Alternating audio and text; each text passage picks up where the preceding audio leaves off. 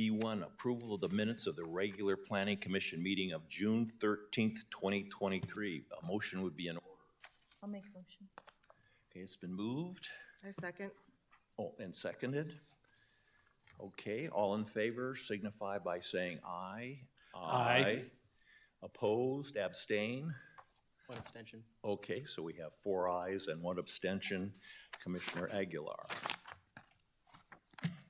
Okay, item C is written communications. Do we have any written communications other than the? No written communications this evening. Thank you, sir. Item number D is oral communications. Members of the public are invited to address the Planning Commission on any item that's not listed on the agenda. Public comments are generally limited to 5 minutes per speaker. Please note that the state law prohibits any commission from acting on a non-agenda item. I do see a comment card from Rebecca Strauss. Did you want to speak on the item that's involving the construction of the new townhomes? Okay, so that we'll do that under item number E1. That's when we have the public hearing. That's the time you'll be able to speak on that because that's on the agenda. Perfect. Very good.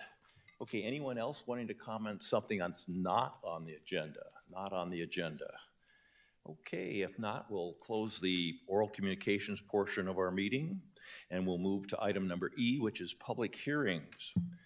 And this is a public hearing to consider a resolution to recommend to the City Council approval of DR 2022-011 and MUP 2022-026, a design review, minor use permit, and vesting tentative tract map for a 76-unit residential development located at 38600 Cedar Boulevard, APNs 92A 2585-12-1 and 92A-2585-31. The project is exempt from further environmental review pursuant to the California Environmental Quality Act guidelines 15168 and 15183 and California Public Resources Code section 21083.3. Okay, at this time, we'll go ahead and open the public hearing on this particular item. And as customary, we have the applicant, or do we have a presentation first? Yes. Let's have the staff presentation on this item. Good evening, Planning Commissioners. Thank you for your time this evening. My name is Carmelsa Lopez, Senior Planner with the Community Development Department, and I'll be presenting the Waymark Townhomes project. In the next few slides, I'll go over some site-specific information. So this project site is located at 38600 Cedar Boulevard. It's approximately 3.72 acres and consists of 2 parcels. It's bounded by an Alameda County flood channel, I-880, a motel, and a single-family residential neighborhood. One thing about the adjacent property, it is located adjacent to a proposed residential development that was approved recently by the City Council in May 2023, and that is the Robson Homes project, which is a single-family and duet residential development.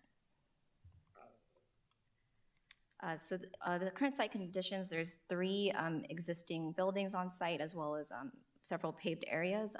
It is currently vacant. It was most recently occupied by Pape Machinery, which the business moved out last month.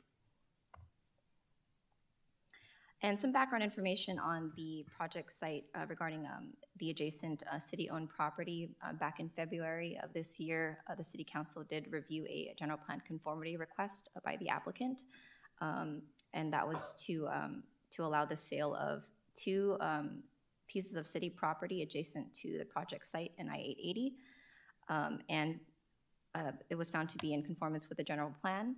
And on February 23rd, the City Council approved the city manager to execute a purchase and sale agreement to complete the sale of the parcels to the property owner. And the property owner will be using it as part of the project site. And as part of the PSA, the property owner is required to complete the sale within 120 days of project approval. So the project before you today is proposed by the applicant and owner of Waymark Development, which we have their team here today, which proposes to construct 76 townhomes within 14 buildings. Each of the buildings will contain 5 to 6 townhomes, and the proposed density is 20 units per acre. And it also includes a vesting tentative map, which would merge the 2 parcels and the former city property once the sale is completed to create 1 common lot and 76 condo units. The slide here shows the proposed site plan. You'll see a total of 14 buildings proposed. There is a main road that connects from Cedar Boulevard and Morris Avenue, and it wraps around and eventually leads to an emergency vehicle access point. Various alleys will direct vehicles to the garage of each unit. And the orange and red dashes that you see on the site plan are where certain enhanced elevations are proposed. And these are strategic locations because of their visibility from the public right-of-way. And that includes the main entrance to the community along Cedar Boulevard and adjacent to I-880. This table provides some details on the proposed residences. It's a pretty standard townhome development where there's 3 stories. It's approximately 36 to 37 feet. Various amounts of bedrooms and bathrooms, some private open space, and then on the bottom floor it will be a 2-car garage. As for the proposed buildings, there will be 3 floor plans available, as well as 3 color schemes. And as I mentioned, various enhanced elevations will be featured. And some of these elevations are examples of the variation in colors, materials, as well as decorative elements. The applicant will go into more detail on the proposed design and the vision for the site in their presentation. The project includes approximately 22,000 square feet of open space, which is compliant with the zoning code. What you see here in orange and light green are the proposed private open space areas, and in darker green is the open space area. So you'll see different nodes of a common open space. And the common open space will include such things as flexible green space, a proposed dog play area, as well as courtyards and boardwalks over the proposed buyer retention areas. As for the proposed landscaping, it's proposed throughout the entire site along the perimeter, the pedestrian walkways and sidewalks, and throughout the open space areas. There will be a diverse landscape palette. Where the emergency vehicle access is proposed, there will be turf cell paving, which allows for some landscaping in that area, but while also maintaining its function as an emergency vehicle access. And lastly, the Cedar Boulevard frontage will include enhanced landscaping. On this slide, you'll see a streetscape of Cedar Boulevard of what the conceptual plan will look like. As I mentioned, it will receive enhanced landscaping, and so because it's a townhome development, the townhomes closest to Cedar Boulevard, their entries will face Cedar Boulevard.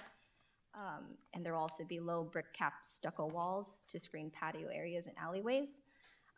And similar to the Robeson home development, there will be street trees and a connecting sidewalk that will connect to that adjacent project site. The project is compliant with the required parking, and there is 190 spaces proposed, the 190 spaces required. For multi-unit buildings, it requires 2 spaces per unit with 2+ bedrooms and half a guest space per unit. So there will be 152 garage spaces and 38 guest spaces that will be provided through the private roads and designated parking areas throughout the site. There is also long-term bicycle parking proposed within each of the garages, as well as some short-term bicycle racks at open space areas. The guest parking is denoted in yellow, and then the short-term bike racks are shown with the blue stars. On this plan here, you'll see the proposed pedestrian and vehicular circulation. As I mentioned, there will be a 2-way driveway from Cedar Boulevard at Morris Avenue, as well as an EVA. And each of the private road and alleys will lead directly to each of the garages. There's also a connection of sidewalks and walkways and enhanced crossings that will facilitate the pedestrian circulation on site. This project also includes several offsite improvements. I will not name all of them in the presentation, but there are a full list in the staff report. A few that I wanted to highlight is the proposed widening of Cedar Boulevard along the site frontage, which will accommodate 2 travel lanes, a bike lane, a parkway strip, and a meandering sidewalk. They'll also be extending the landscape medium and installing a new landscape medium on Cedar Boulevard. And similar condition with the Robeson Homes project, because the project also triggers a traffic signal at Cedar Boulevard and Smith Avenue, there is a condition of approval that requires the installation of the traffic signal.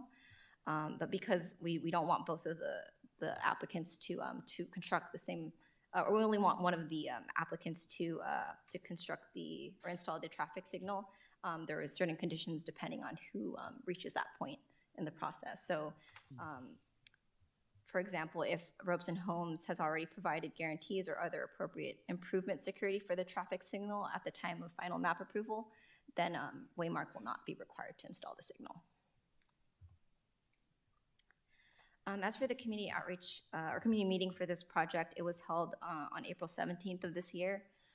It was located at Pape Machinery, which was formerly at the site. Notices were sent to property owners within a 500-foot radius and all other interested parties. There were 3 community members that attended, and they were generally supportive of the project, but staff did not receive any written comments, or staff or the applicant's team did not receive any written comments. In the next few slides, I'll go over the entitlement process and the requests for entitlements and how the project complies with them. So for the proposed density of the project, which is 20 units per acre, it's permitted in the medium density residential designation of the general plan, which is the land use designation of the project site. Townhomes are permitted in the RM residential medium density zoning district, which is what is being proposed today. And all of the project is consistent with all applicable general plan policies and zoning standards. The requested entitlements are a design review for the review of the design of the site, buildings, and associated improvements, minor use permit to allow building height over 35 feet and a wall over 6 feet tall, and then a vesting tentative map to create the 1 common lot and 76 condo units. For design review, it is required for projects for new construction to ensure that new development supports the goals and objectives of the general plan and other adopted plans and guidelines. The proposed architectural style is a blend of Spanish and Mediterranean styles. It will create a cohesive design that is both functional and complementary to the surrounding neighborhoods. The proposed building designs are well articulated, feature a variety of colors and materials, and will create interesting facades in an attractive neighborhood and streetscape. As I mentioned previously, the front entrances, the applicant has made an effort to face the front entrances to each of the units adjacent to Cedar Boulevard to face Cedar Boulevard, as well as providing enhanced elevations at key locations throughout the site. Lastly, the proposed landscaping and open space areas will complement the buildings and will enhance the overall appearance of the site. The applicant requests a maximum building height of 37 feet. The maximum height in the RM zoning district is 75 feet, but building heights over 35 feet require a minor use permit. And the requested building height is necessary due to the proposed roof style, which is a pitched tile roof, which is necessary to achieve the architectural style. There are also parapet flat roofs, which are necessary to screen the roof-mounted equipment. The applicant also requests a minor use permit for the proposed sound wall height. It will be up to 18 feet tall along the rear and side property lines, and it will step down from 18 to 10 feet from along the side property lines from the rear to the front of the property. And the sound wall is required to meet general plan policy EH 7.4 to reduce noise levels in residential areas below 65 decibels. The last entitlement request is a vesting tentative map. They will, and it's the request approval of vesting tentative map tract map 8665 to create 1 common lot and 76 condo units. It includes various easements for access and utilities, and includes an 8-foot wide right-of-way dedication. Lastly, in my presentation, I wanted to go over the required environmental review. M Group is a consultant of the city and assisted the city with preparing a CEQA analysis. The CEQA analysis evaluated the environmental impacts for the project and demonstrated that the project is within the development assumptions analyzed in the 2013 General Plan Final Environmental Impact Report and is consistent with the general plan. So therefore, the project is exempt from further environmental review pursuant to CEQA guidelines sections 15183 and 15168, as well as California Public Resources Code section 21083.3. There are environmental conditions of approval included at the project, and those mirror the applicable mitigation measures in the EIR for the general plan. Overall, staff has reviewed the project and the entitlement requests, and based on staff's analysis, the project satisfies the required findings to approve the requested entitlements. In conclusion, staff recommends that the Planning Commission approve by resolution a recommendation to the City Council for approval of DR 2022-011 and MUP 22-026 for design review, minor use permit, and vesting tentative map for the proposed project. I'm available if you have any questions. If there are no questions at this time, I'll hand it over to the applicant for their presentation. Great, well, thank you for a nice comprehensive report. Before we open up the public hearing, is there any questions of staff at the time? Commissioner Brecker? Just a question. There's a number of existing businesses on the site. Typically, when something like that happens, there's meetings with the property, not only the property owners, but also the business owners and so forth. Do those meetings take place, and what is being done to help accommodate those businesses and the employees that are potentially going to be displaced? Thank you. I think I'll send the response over to the applicant team, who perhaps can speak to the existing tenants on site and how they're being accommodated.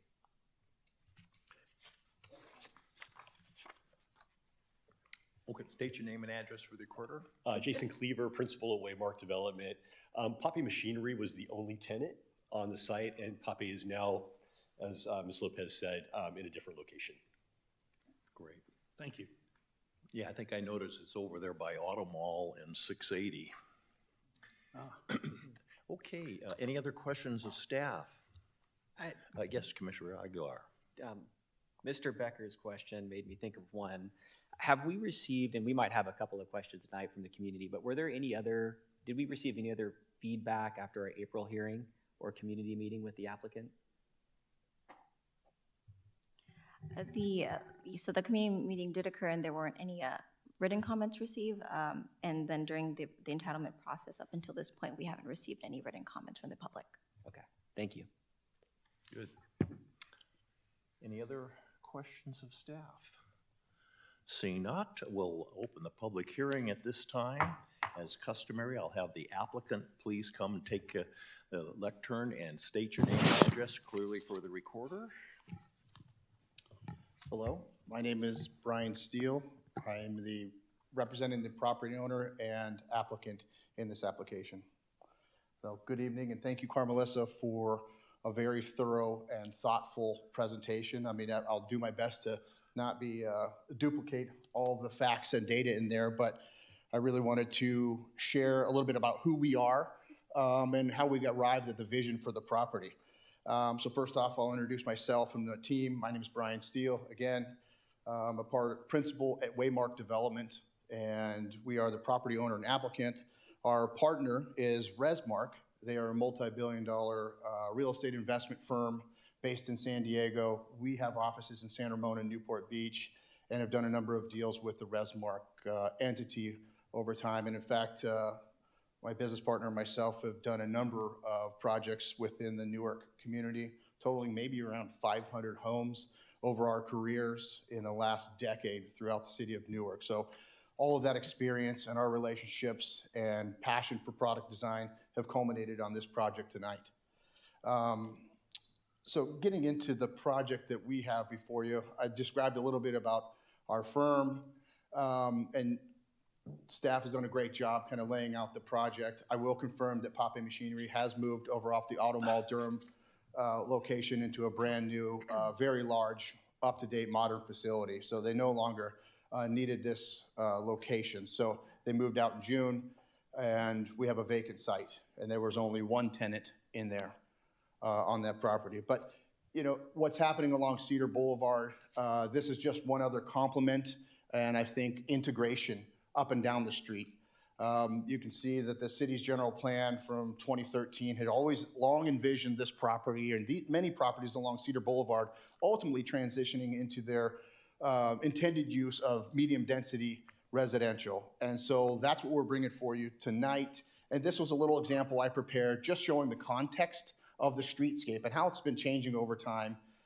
In the last decade, you've had timber up there from Trumark Homes leading the way, D.R. Horton's Prima project right around the corner, and most recently Robeson Homes securing approvals next door, and our project that's before you tonight that is consistent with the general plan and zoning. And just to show context on a closer scale, I've brought in our project layered over the site as well as Robeson's next door, so you can kind of see how they interrelate from their light industrial uses to their ultimate residential designation here.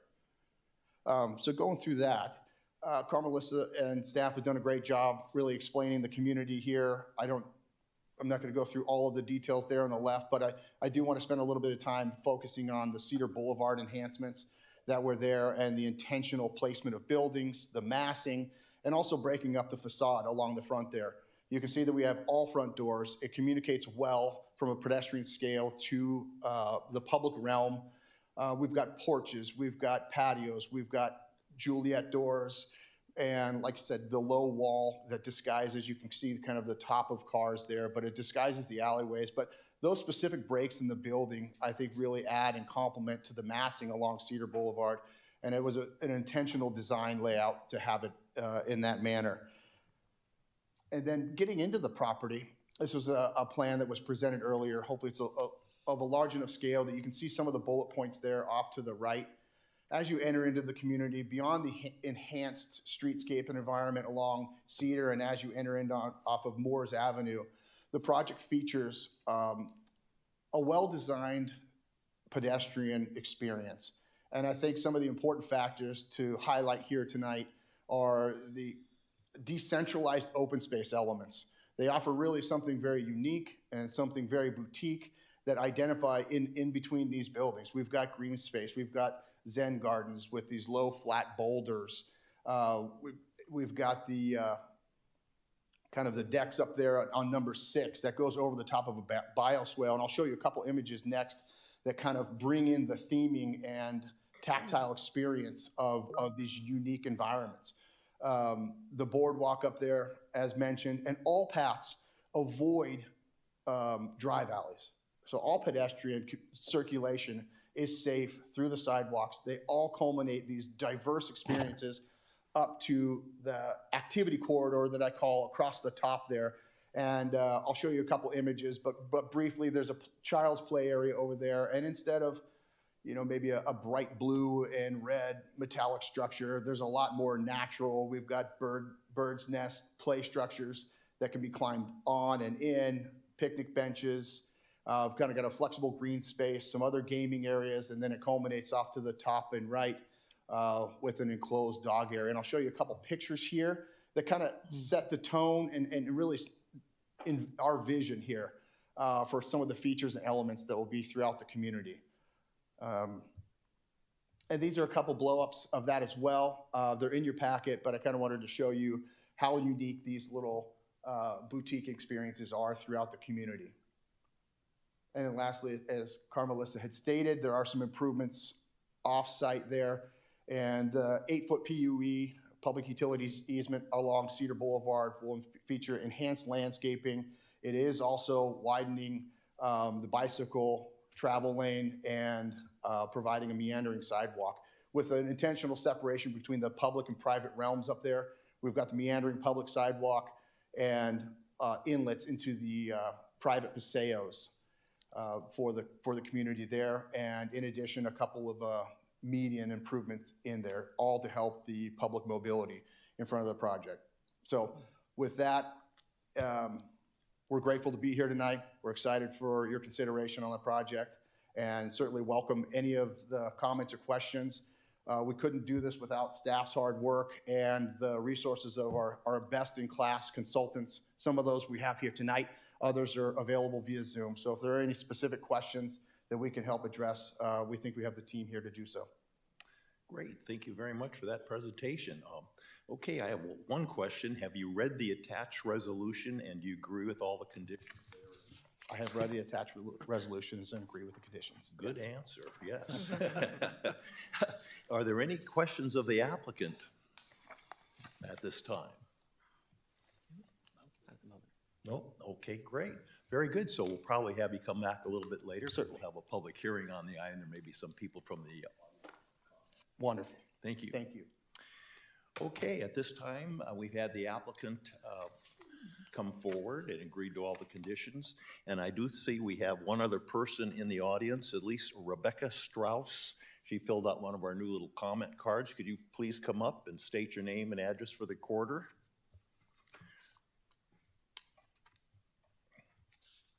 Thank you, Commissioner. I'm Rebecca Strauss. My address, is that what you wanted? Yeah, if you can, it's, yeah. Delphinium Court in Newark. Okay, so you're a nearby neighbor? Yes, yes. First, I have to apologize because I haven't done all my research that I probably should have since the history of this project and approvals in 2013, something like that. The general plan. Just address the chair. You could just... I'm sorry. Yeah. So what was the question you had? Well, I hadn't done all my research, and it looks like this project's been in the works for a few years now. Right. Okay? And so I didn't know as much as I'm learning here today, so thank you all for the presentations. But I have a few questions. Sure. Okay? I've lived here since 1964, and Newark is a little over 13 square miles. Today, of a population of 48,000. And my understanding is the only development should be required is about 10% for new housing annually. Maybe I'm wrong. But my concern is you had an 8-year housing element program from 15 to 23. Was this considered part of that program? Is this occurring? Maybe I could have staff comment on that item, part of the housing element. Yes, thank you, Chair Fitz. This particular site is contained as an opportunity housing site within the 5th cycle housing element that concluded in 2022. Right. Yeah, this has been in the works for quite a few years. So it was added at some point, Yeah. it looks like. Okay. The other 2 developments that I saw, are they slated to begin as well, quickly? There is one project that's right adjacent to this, some single-family homes that are along that same corridor, right next between public storage and this project. And this project is right next to the Easy 8 Motel. So Correct. it's kind of that whole corridor now become residential, pretty much. Different developers Yes. along the way, okay. So the developer has owned the property for how long?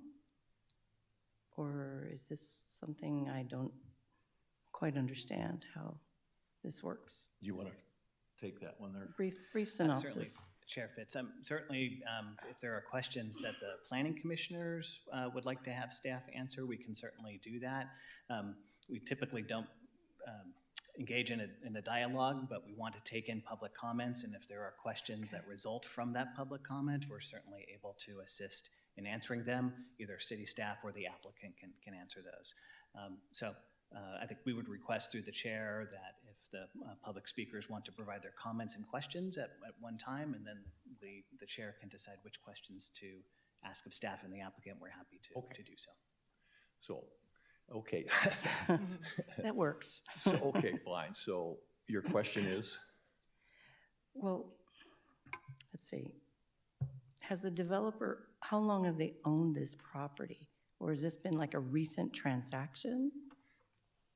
I don't know if I don't certainly know that question, but I do know that this whole process and the land use issue regarding that whole corridor has been discussed over the years, probably for the last 5 years or so, in various renditions or various updates to our general plan and housing elements too. Okay. We've always kind of had a vision of that corridor there to clean it up a little bit perhaps, and we have a requirement from the state to build more housing too. So that's part of the reasons too. Yeah, there's just not enough housing in the Bay Area, so that's part of the reason why we're doing this. Right, I understand.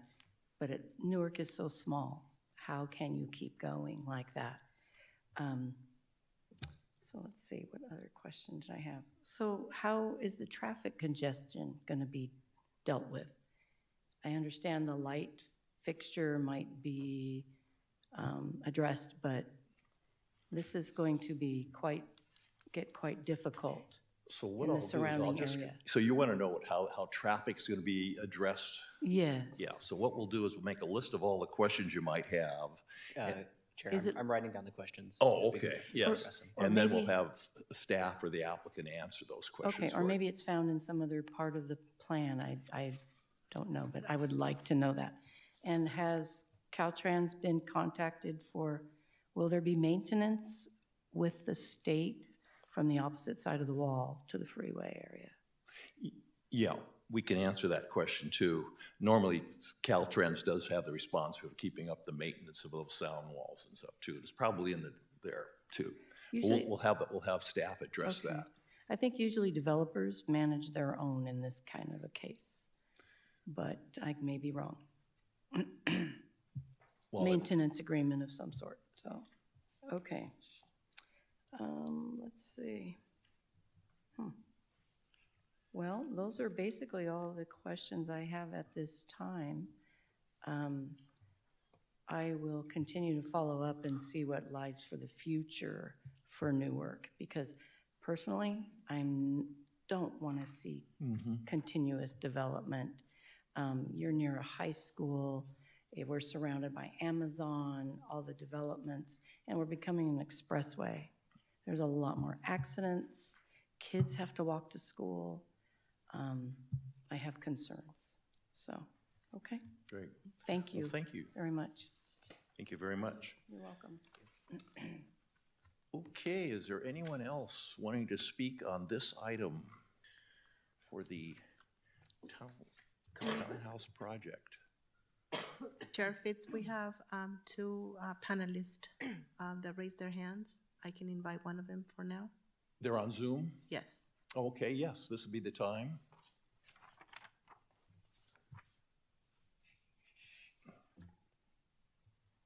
Are you going to be writing down the questions? Yeah. Good. So you're staffing.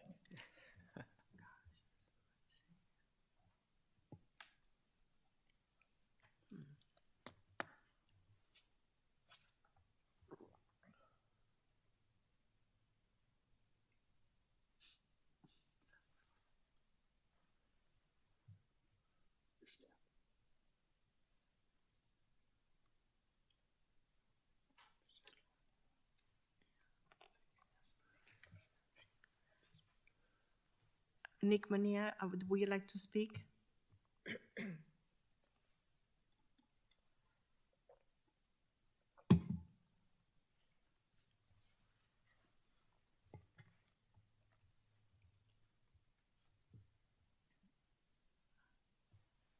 don't think there are any speakers on Zoom actually to speak tonight.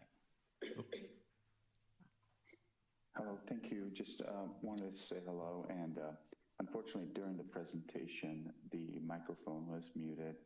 I was able to pull up the website through YouTube, but I want to introduce myself, and I'm with the architectural group and here to answer any questions you may have. Okay.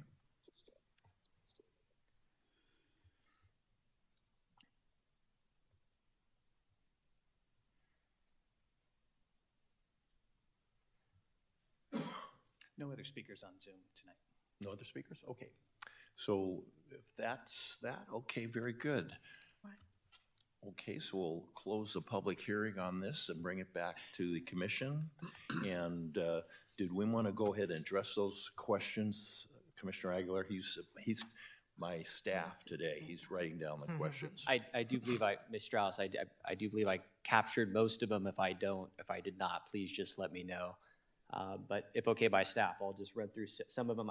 Ms. Strauss, I do think those are all excellent questions and reflective of questions that we hear from the community on a regular basis. So thank you for asking them. And so if I did miss anything, please just let us know. But the first one I wrote down was there was a comment about a city being able to approve 10% for housing each year. Could staff maybe comment on a little bit, some color commentary on the regional housing needs allocation, how municipalities are hit essentially with state mandated housing goals on a yearly basis?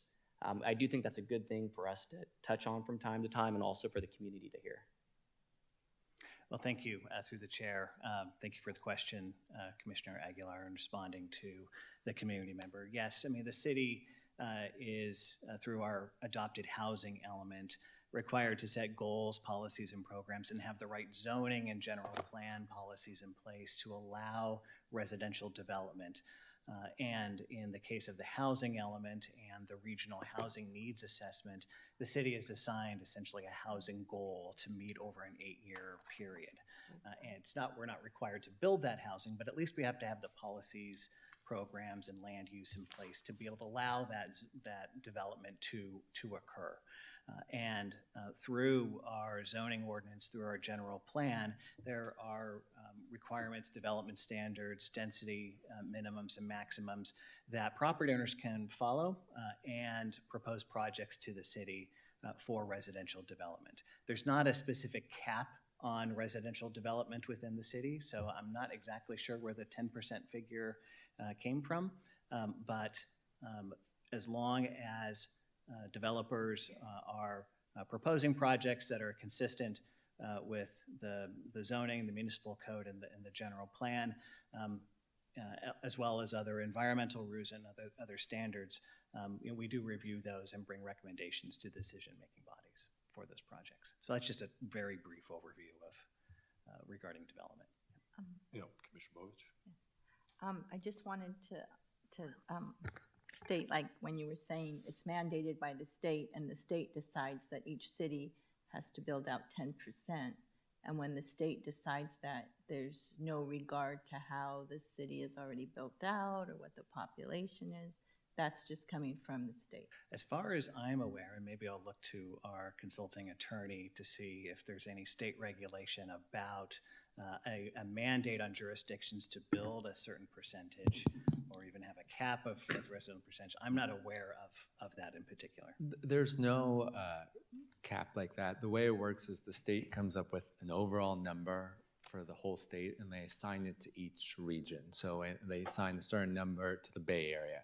And then ABAG, the Association of Bay Area Governments, then decides how to split that up between the regions. And they have a public process that determines the methodology, and it's governed somewhat by state law, and you're supposed to put housing near transit, near jobs, and certain things like that to sort of spread it out. But there's not that black letter, 10% cap or goal in state law. Thank you. Commissioner Angler? And maybe this is a question better for the applicant. One of the questions was, how long has the applicant owned the property? And please. Jason Kleber from Waymark again. So we've been pursuing this property for almost about 3 years. We got into contract for it just a little less than 2 years ago, and we closed on it about 1.5 years ago, and then immediately started pursuing entitlements for the project.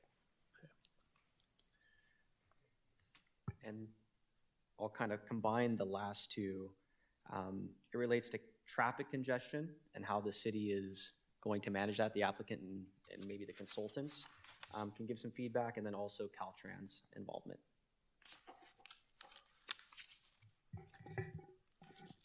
Regarding the traffic and transportation topic, when reviewing, again, in accordance with the California Environmental Quality Act, it's assessed slightly differently. It's assessed with vehicle miles traveled, which is from the state. It's a recent bill where it's based on the location and where the housing's located. I might be butchering it a little bit, but that's my understanding, and we have our engineering staff here who can elaborate a little bit more, but based on the CEQA analysis, it was determined to be in compliance with that VMT requirement. As for the transportation and traffic impacts, there was a traffic impact study prepared for the project, as well as a traffic signal warrant assessment, and that is what resulted in the offsite improvements that are proposed as part of this project. Diana Kenko, our principal civil engineer, can also elaborate a little bit more on that as she conducted the review for the transportation portion.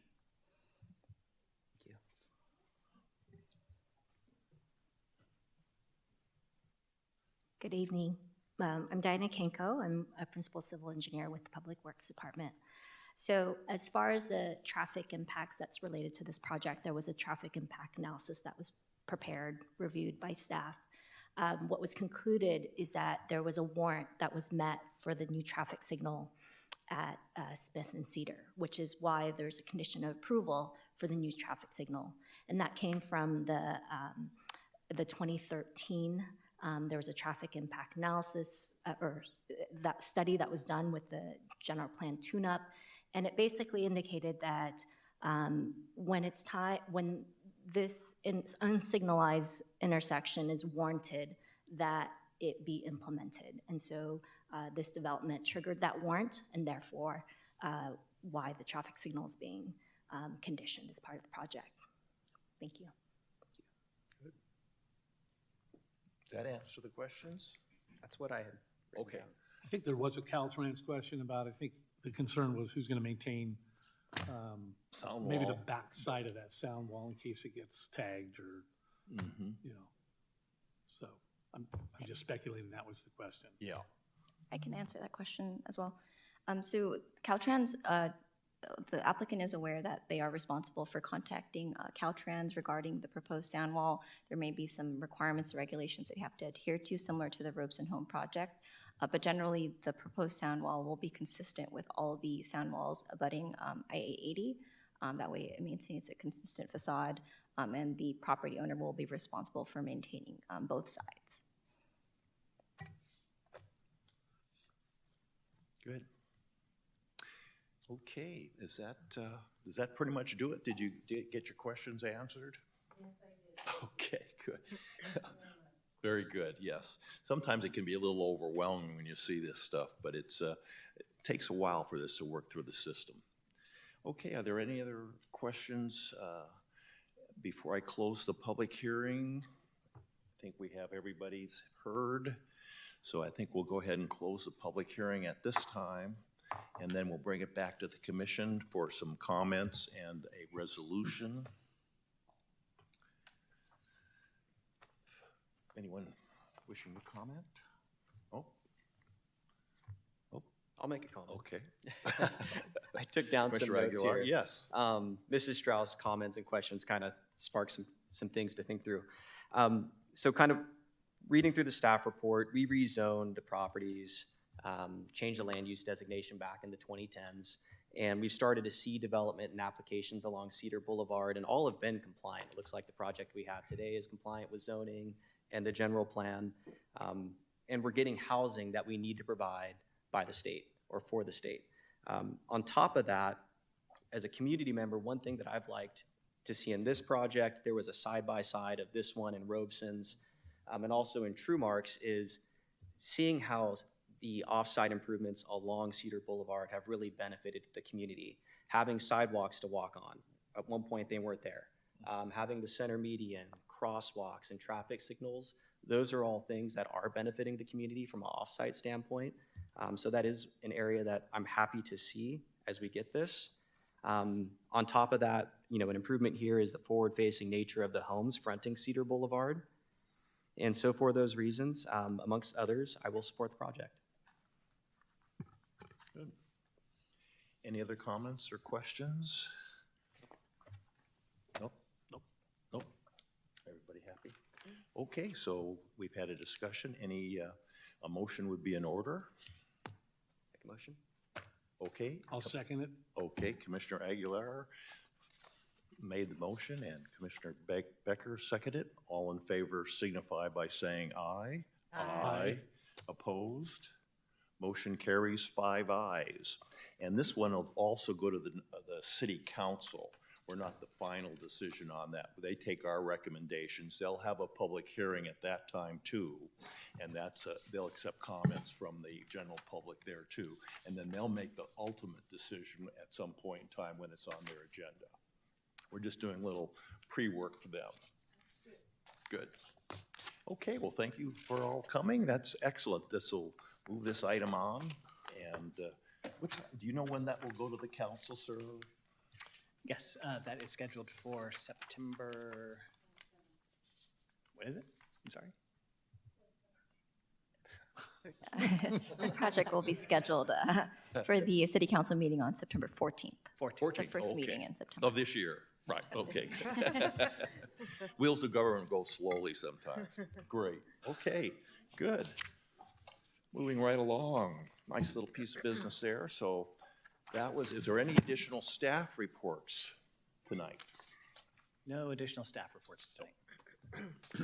Commission matters, item number G1, report on city council actions. And just one report, council approved the Mulberry Residential Project on June 22nd, 2023. Planning Commission heard that project earlier in June for that project, so that was approved by council. Good. No other reports tonight. Thank you. And number H is Planning Commissioner comments. Any Planning Commissioner comments this evening? None from me. Nope. Silent? Nope. Okay, very good. If there are no other comments, then this meeting will be considered adjourned. Thank you all for coming.